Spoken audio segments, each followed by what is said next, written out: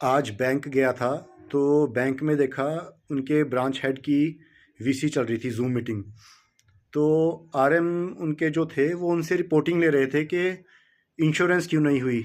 तो आगे से ब्रांच हेड बोल रहे थे कि सर एक लोन है 2 लाख रुपए का, तो उसमें से अभी 25,000 रुपये का हम प्रीमियम लेके एक डेबिट कर देंगे। तो मुझे एक चीज़ समझ नहीं आई कि 2 लाख रुपए का लोन है, 25,000 कस्टमर का प्रीमियम उसमें निकल जाएगा। तो वो अपना नेक्स्ट ईयर प्रीमियम पे करेगा या नेक्स्ट मंथ से अपनी किस्तें पे करेगा। और दूसरी बात ये भी है कि लोन तो उसका, अगर मान लो पर्सनल लोन भी हो गया तो लोन तो उसका 5 साल में ख़त्म हो जाएगा। और जो उसकी ये पॉलिसी कर रहे हैं वो 15 साल की पॉलिसी है कि 7 साल तक उसने पैसा देना है और 15th ईयर उसको रिटर्न मिल जाएगा, उसकी मैच्योरिटी हो जाएगी। तो 2 लाख रुपए का लोन है, 25,000 उसकी उससे इंस्टॉलमेंट ले ली है उसके इंश्योरेंस की। तो अब वो अपनी किस्त पे करेगा या इंश्योरेंस की किस्त पे करेगा। फिर बाद में बोल देते हैं कि लोन एनपीए हो गया। तो एनपीए तो वो होगा ही, वो बेचारा ज़रूरत के लिए पैसा ले रहा है, वहाँ से उसका इंश्योरेंस का पैसा काटा जा रहा है। फिर नेक्स्ट ईयर भी वो 25,000 उसको देना है और 7 ईयर्स तक उसको पे करना है। तो अब बैंकिंग में बैंकिंग जैसा रोल नहीं रह गया। ये काम जो है ये एजेंसी चैनल के काम है।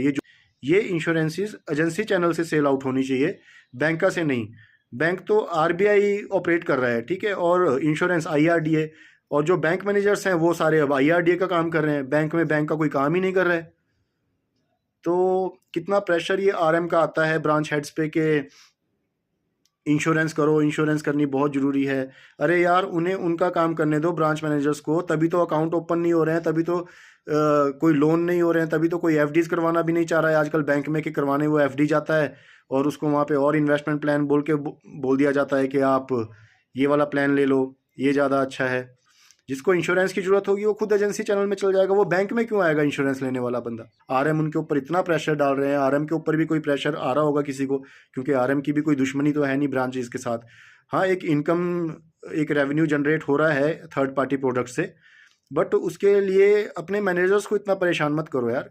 आप लोग भी तो बैंक के हैं और बैंक आरबीआई का है, तो आप आईआरडीए के उसमें इतने ज़्यादा इन्वॉल्व मत हो।